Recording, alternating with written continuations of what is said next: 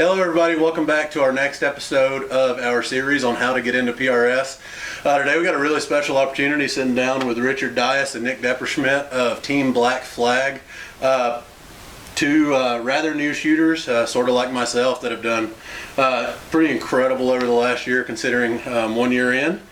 And so we're going to get to hear a little bit about their wisdom and follies and everything in between today, and hopefully get some advice that we can pass on and help people trying to get in the game like us. So stay tuned.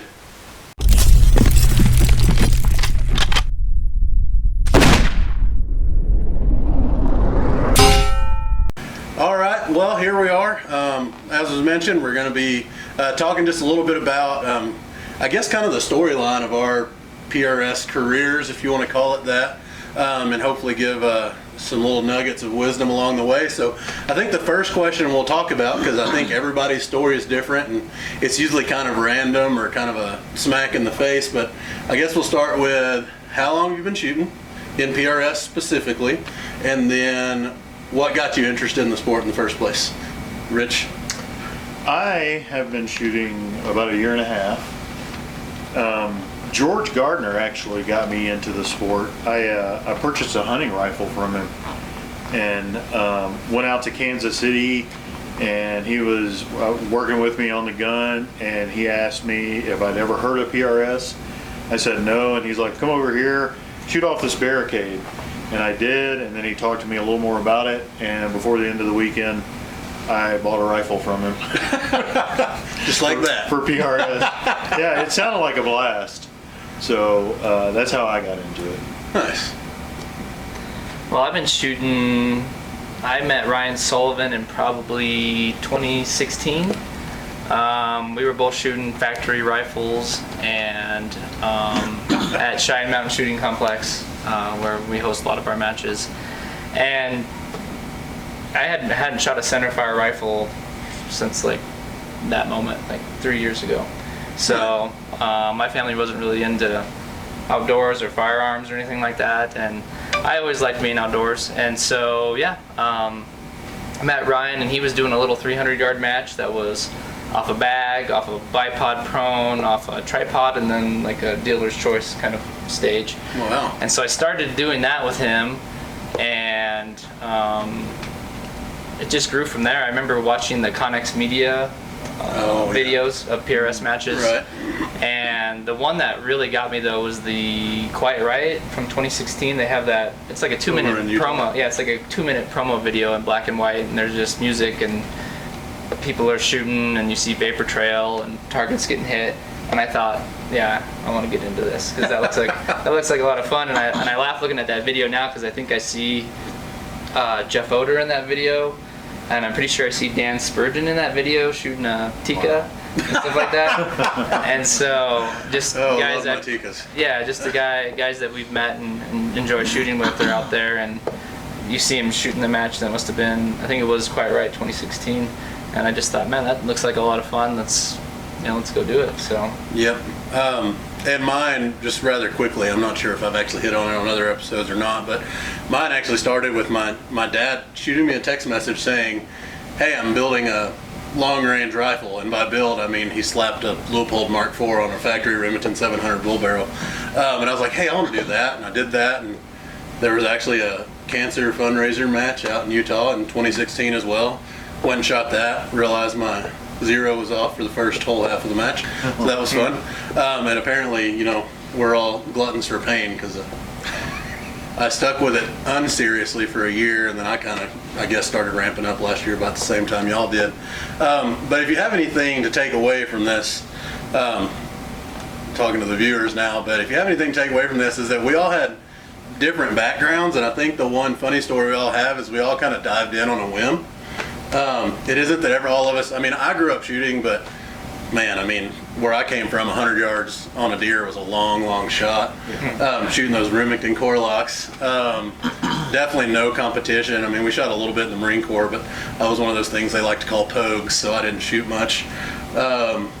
So, I mean, not really like, I think we all really just kind of got into it. It wasn't like we've all been around guns all our life or anything like that. So, it isn't anything to be scared of, or it isn't like, oh man, I'm not ready. The best way to get ready is just to go shoot realize you're going to take a butt kicking for a little while, and then your learning curve becomes pretty steep, and it becomes a lot of fun quickly. So, so appreciate y'all telling us about how you got into it. But the natural follow-up question is, what was your first setup like? I mean, I can look around this room, and these aren't all first setups. And if you went and looked at my gun room, it definitely. Actually, I still have my first stock for the record, but it's because nobody would buy it because it was such a piece of junk. So, but Rich, you want to tell us a little bit about the first gun you bought from George, as you mentioned? The competition? Yeah. So,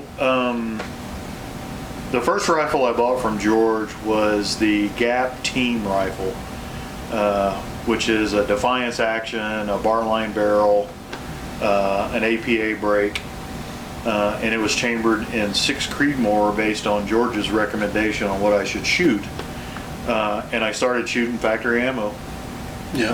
I was buying ammo wherever I could get it and just taking it to the matches. I don't remember what rings I had, actually. But I bought a used Collis scope. So I kind of jumped in with some pretty decent gear. I didn't try the 308 or the 223 first. Yeah. What about you? Mine was a Savage 10T. Like that. Yeah. So I was at Cabela's and I just bought a house, and I had a shotgun and a pistol, and I told my wife, well, we need a safe, right? And if while I'm there, I might buy this rifle. And I called a buddy of mine up and I said, if I bought a 308, would you shoot long range with me? Because he had a 308. That's the only other person I knew that shot rifle. And he said, oh yeah, go for it. Go for it. And so I bought the safe, and I bought this Savage 10T. And that's before, because they still sell the 10T and the 10T SR, I think, that's threaded. This was not threaded. And it didn't even come in 6.5 Creedmoor. I wanted Creedmoor, but they didn't even make it in 6.5 Creedmoor. And that's, I mean, that probably sounds crazy now because 6.5 Creedmoor is everywhere. Man, you were a hipster. Yeah, so I bought the 308. I never shot it in the AccuStock. And I bought a Savage, inletted XLR element, and a Vortex Viper PST, the Gen 1 that had 5 mils per rev. Yeah. So unthreaded. My story is a little bit similar. Like I mentioned, the reason I got started was all over this one silly gun, but it was the Remington 700 SPS AACSD. I thought that sounded so cool at the time, right? So I had the 20-inch threaded barrel, and it came with the quick detach brake. I bought it used offline. My rings were Leupold aluminum quick detach rings. Oh, wow. And a Gen 1 Viper PST in 4-16 with that crappy fat EBR1 reticle. In MOA, by the way. I was the MOA stubborn guy for a long time. Well, all that has to tell you, right, is I learned how crappy my gear was fairly quick, but I was in grad school and I couldn't afford anything else, and I said, hey, I'm going to go shoot. So you get 2 lessons here. One, if you start off with, let's say, lower end gear, I'm not going to say crappy gear because there's just so many good factory value options today. Mm-hmm. If that's what it takes to get you into shooting, go shoot. Absolutely. If you're a professional, you got money, or you're willing to just do things right the first time, 100% start like Rich. You're going to alleviate a whole lot of headache along the way. Yeah, and I was fortunate enough to know George Gardner. Right. Who, good advice. At the time, was one of the owners of the PRS. Right. So having his advice was invaluable. Right. So, I mean, if you can find somebody like us or borrow gear, a matriarch, stuff. Yeah, like George Gardner or something to help you, at least kind of point you in the right direction. I think that was probably the biggest benefit to me. Otherwise, I'd have been shooting that Remington 700 308 right there. Yeah. Been there. with no brake. Yep. Oh gosh, no brake. Wow. Yeah. So you don't gotta, once again, take away from that. Do what it takes to get to shooting. Absolutely. Upgrade your gear when you can. There's a lot of good options out now because you can get Howas and Bagaras and chassis. Oh man, the Bagara. I think I'd take a Bagara right now. Yeah, they look really pretty good dang options. sweet. Yeah, and even some of the customs they're coming out with economic actions. Yeah. Oh yeah, the Origin, Yeah. the Nucleus. Yeah, you can get You can pay for a Remington 700 Trude for $750, or you can get an Origin for $800. It's got a lot more bells and whistles. Yeah, a lot of options to help get started in the game. But so we've talked about how you got started and the rifle that got you started. But we all have that one day that, you know, it all sucked, it was painful, and then one day in your shooting at a match, or even, I guess it could have happened at practice, something clicked and you realize, man, I'm about to spend a lot of money on this game. Can you still pick out that day? I think, or a point, maybe just a point in your shooting. I think for shooting me, span. it was the very first match I ever shot. Which was? It was a Pikes Peak club match. Mm-hmm. Oh, we were squatted together. We were all squatted together. Yeah. With Brett Dorland. Yeah. And we shot the tube first, and I know not everybody's going to know, but we know what the tube is. I think I've got a picture of Brett folded up in that. I'll put that up for your viewing pleasure. And I came out the other end shaking like a leaf and just as giddy as a a 5-year-old. Right. That was the most fun I ever had, and I mean I was hooked from my first stage. Yeah. Yeah. The tube will eat you up. The tube will eat you up too. Yeah. If it gets wet in there. Well, it did. Yeah. It goes to expectations too, which I don't know if we're going to talk about later, but yeah, that was just the adrenaline rush, and yeah, that was a lot of fun. Yeah. How about you? Actually, I had already spent a lot of money. I had gone from the Savage and went to a full custom rifle that is kind of still my A rifle right now. And it may have been the match before I met you. It was cold and it was wet, and I remember Andy Hawkins beat us all, I think, by probably 10 points. But everybody else was kind of in there, and there were some good shooters from Colorado, and I was 4th, and I thought, wow, that was kind of right in there with some guys that are still very good shooters, that are high-placing shooters. And I thought, oh, wow, that was okay, I can do this. And then, after that, it was more like 20th places and stuff like that, It was one good match, but I was like, all right, this was totally worth all this money I spent on this rifle. So, Right. I was sucked in, yeah. No, that's fair. Yeah, for me, because I'm obviously very weird. I think my turning point it might have been that same match. I had ordered a factory rifle, that Tikka that I so love. 308 10-pound Tikka. I was doing really good for PRS. And I went to that match. It was super windy. It was Pikes Peak, I want to say in December of 16. And I finished dead last. Oh, yeah. I mean, like Mary Beth tripled my score. 11-year-old girl who is a good shot in her own right, but she tripled my score. For a former big BA Marine, that kind of humbled me. Yeah. But I kind of looked at my stuff and I said, man, I can't deal with this, and all of a sudden I started taking my loading more seriously. Ended up meeting Brett at the next match, actually, and had somebody that would actually go practice with me and kind of talk me through some things. But it was kind of a turning point. Like, you spend a lot of money, are you really going to waste your time sucking for no reason? Like, if I went there and my gear would have sucked, that's one thing, but like, I just sucked that day, and I was like, never again. Yeah. Never again. Not that I haven't had plenty of bad days since, but it's one of those things where something in your mind goes, I'm going to start taking this seriously. So. Yeah, and you're going to have bad days. I mean, this game humbles you big time. Oh, man. There's stuff you're going to come across you've never seen before. There's just tough wind conditions, or there's just going to be a day where there's a target that's just buried in mirage, and you're going to zero stage, and What it's you just, gonna do, yeah. It's tough, and sometimes it's your fault, sometimes it's not. Well, actually, most of the time it's your fault, but Yeah. sometimes it's just tough wind conditions, or something like that. Yeah. What's funny is, though, I had a second turning point, and it was actually this year at the Hustle in March. My gun ended up, I didn't realize I was fighting the most horrendous carbon ring ever. I thought I was just sucking, and that's the first match I've ever gotten mad at. Like, I was legitimately mad at myself, just kind of shut down for the day. And I went home, and this is a piece of advice I'll give any newbie out there, because some people, just quite frankly, are less resilient than others. If you're not out there having a good time, it's not worth it. Nobody's making money off of this. No. Nobody's gaining fame. Okay, I say nobody, but there's a 0.5% of people that are like making fame out of this. You're doing it because you love it and because we like being around each other and all the smack talk that comes with it. But that day was kind of an attitude adjustment. I like went home and I was like, if I ever get that shut down at a match again, like I refuse. Like I will never let myself not have fun at a match again, you know? And then I found out that it was my gear, but it was just kind of an eye-opening experience, you know? I mean, we're all here because we love it. I mean, we all have day jobs. We all have, well, y'all have the kids, I have the needy dog.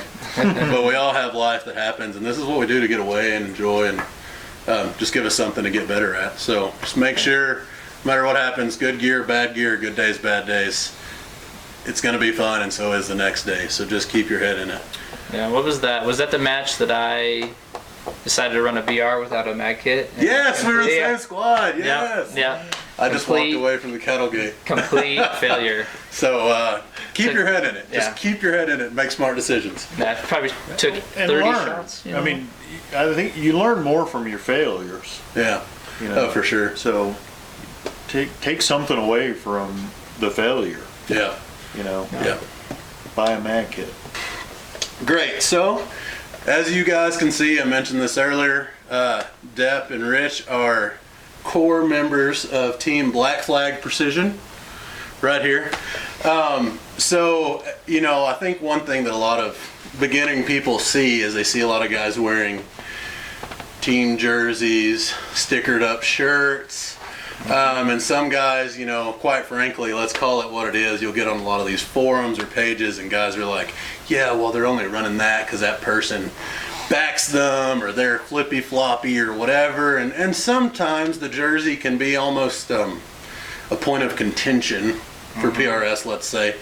But I really love what Black Flag is about. So for the record, like mentioned, we all got day jobs. What do you do? Me? Yep. No, I run conferences. Run conferences? Yeah. And I own a service business. Yeah. So not any like, you know, nobody owns a gun business here and shoots barricades out their backyard or anything like that. So tell us a little bit about why and how Black Flag. Well, it was actually kind of a whim. Yeah. I was sitting in my office one day, and I don't know if I called you or messaged you, and I contacted Deborah Schmidt and said, hey, we need to start a rifle team. And he's like, okay.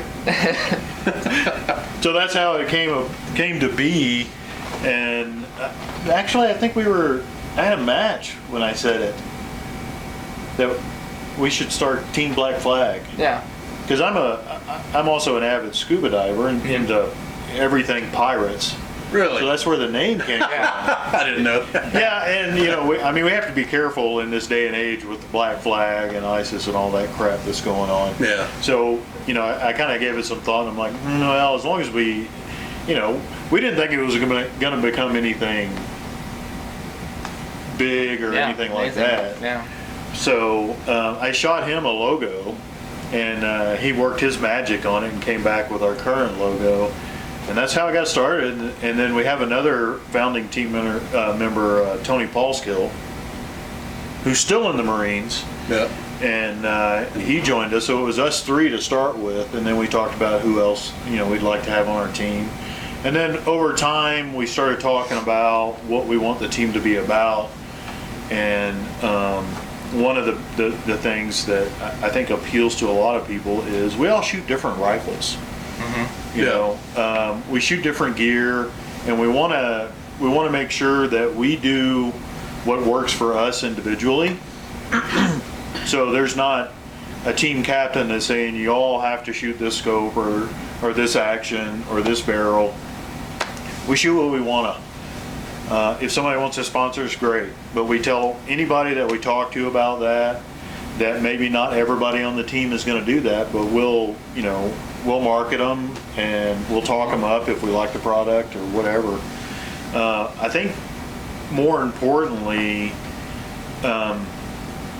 the team is about helping new shooters. Yeah. You know, because we were Yeah. new shooters not long ago, Yeah. and you know, it was other folks in the community, George Gardner, Brett Dorland, that stepped up and identified us as new shooters and started helping us. Right. Yeah. You know, and that meant a lot to me. And we were I all want to kind of return pushing each other at the same time. yeah, and I want our team to make sure.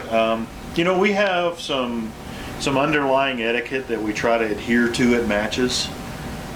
Always shaking RO's hand, saying thanks for your time because they're invaluable. Oh, I absolutely. mean, Yep. who wants to take time out of their weekend to sit, look through a spotting scope, and watch other people shoot? Yeah.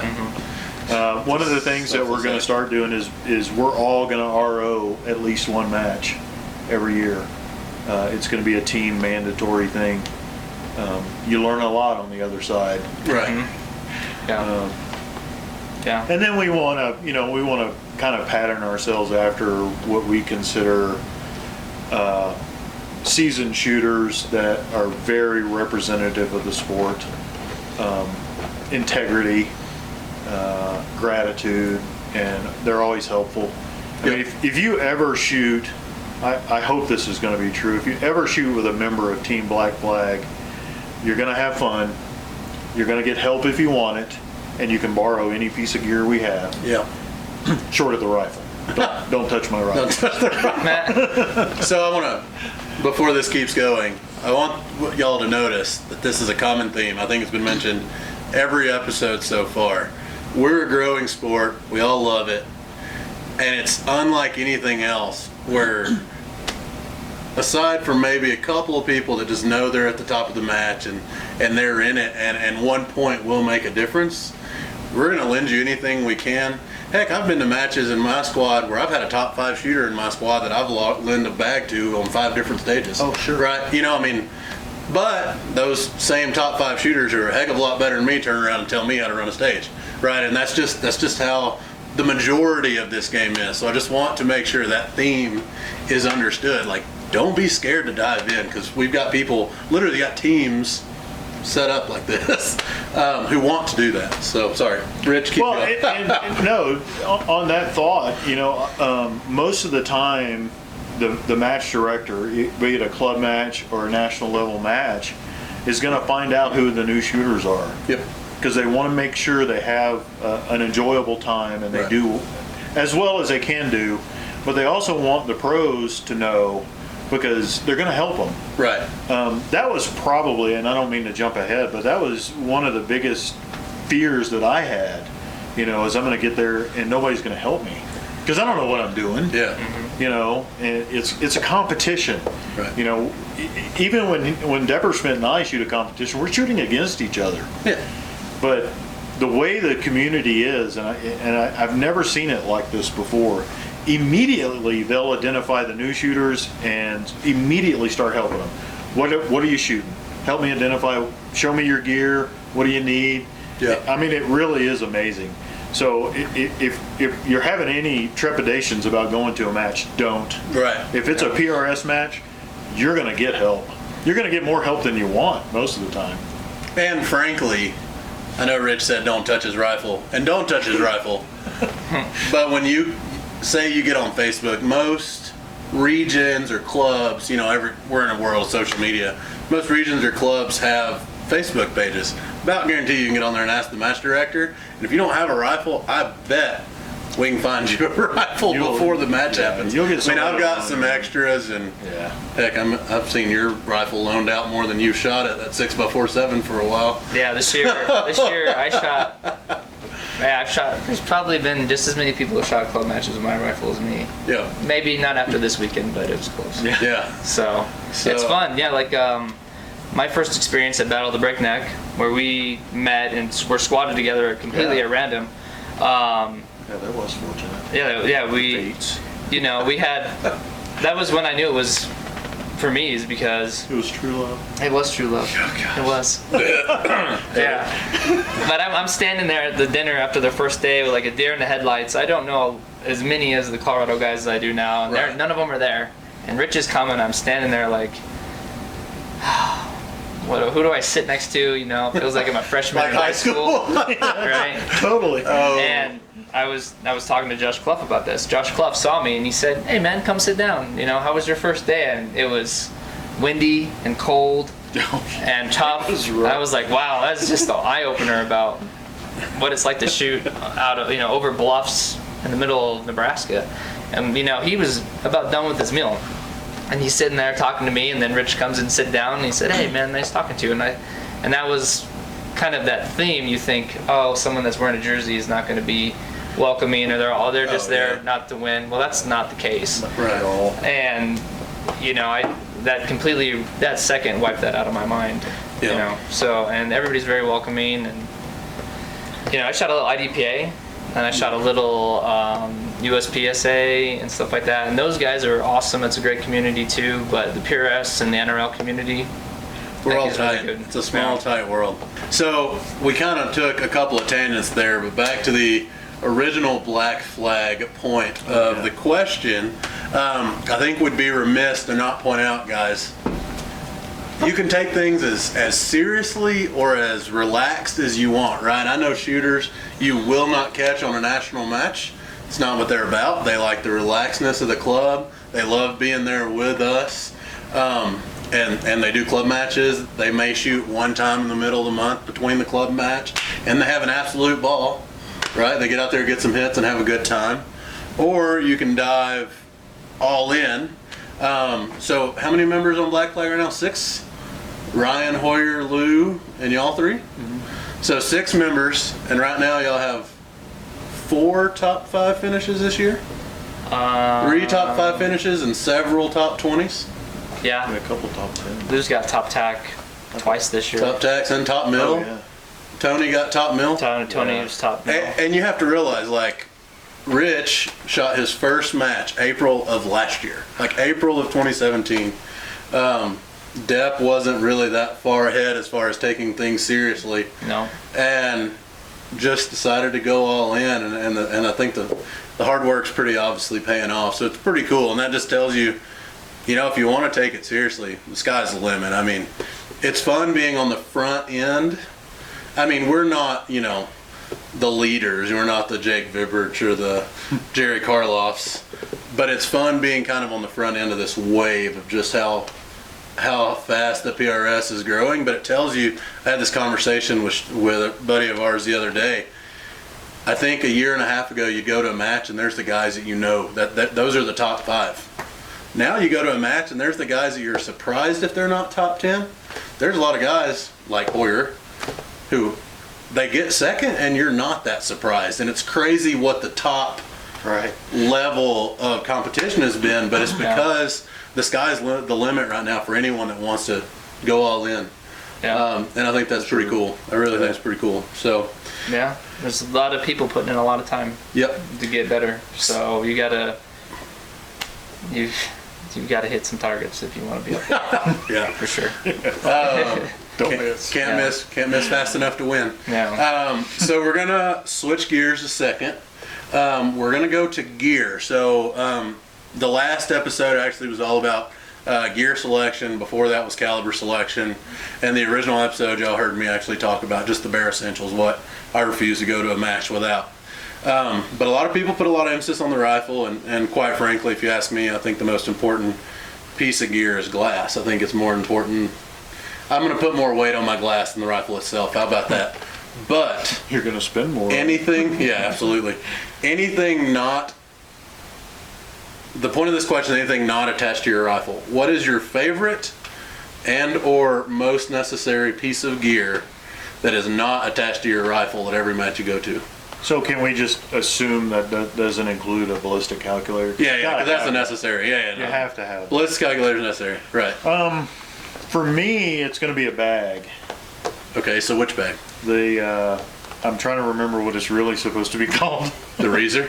Yes. There you go. The tactical udder. Tactical udder. Okay, all right, Yeah, sorry. not the Reezer. The right. tactical udder. Yeah. I use that bag.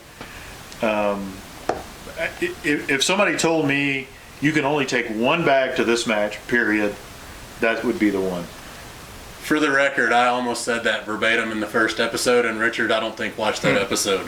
So I just want y'all to know how effective that bag is. It is. No, and that's not to put down other bags because, team members. Yeah. Nick Hoyer doesn't use one. Yeah, refuses. He just won't. Yeah. I think he's the only holdout. I do have one, yeah. You do have one, but you like your game changer. Yeah. That's what It's he uses. preference, That's what but- Nick uses. For me, that's what I practiced with a lot. Yeah. I'm incredibly comfortable with it, and I can use it for front, rear, for stability, anything. Yeah. I've taken a nap on one. Yeah. So that's my. You could take everything else away, but I got to have that tactical letter. Yeah. You're welcome, Fred. I'd have to say the same thing. I've actually hit a point. It's so funny. As much garbage as you find on Facebook, unfortunately, about the PRS game, I do remember seeing one thread where I was getting all excited. I bought a nice tripod, and I was practicing the tripod for rear support, and I'd gotten really good at it. And I saw a couple guys talking about stop practicing on that thing. Because frankly, if you can run a tripod, you can run a tripod. Start practicing with a front bag and no rear bag. When you get good at that, everything else becomes easier. And I watched you do that last weekend at that PRS skill stage. But the one bag I practiced with, and I think the game changer I could use exactly the same. Aside from like a tank trap or something crazy, it probably would work the same. I'm just really comfortable with the tactical udder, and that's frankly I think that's my answer too. So Yeah. I'm gonna throw it to you now. Yeah. For me, it's the game changer. Yeah. I mean, when Reezer came out with it, and then Armageddon Gear helped with the manufacturer, the OG size is the one I like. I know they came out with the petite one, and I haven't tried one of those yet. But the OG size game changer is just on a tank trap, on a barricade, no rear bag. I use it as like on a tank trap with no like fat bag or anything like that. I use it as my rear bag. I use it for, I could probably, minus my Kestrel, which I have a love affair with my Kestrel. Well, You're weird. Yeah, I have to have my game changer. I could probably feel fairly comfortable shooting a match with just the game changer and nothing else. I don't really go to anything else. So Right. And you know what's funny? I think, so one other common joke that I would say we saw really, really popular towards the end of 2016 is there was this love affair with bigger and fatter bags, and guys are coming out with 5 bags to a match. And I'm not gonna lie, I carry 3. I love my Trouse bags. I carry the big one, the little rear one, and my tactical udder, and that's it. But frankly, man, a really good, solid game changer or tactical udder, and some of those really, man, you can make such a stable, like flat platform that the rear bag isn't even exactly necessary in a lot of cases. So no, I'm 100% on board there. So take that. If you take one little nugget away from this, there's a very valuable piece of gear, and it isn't even that I'm caring about one brand. It's the style of bag we're talking about. Well, and I can hear everybody asking right now, well, which one is better? What's best?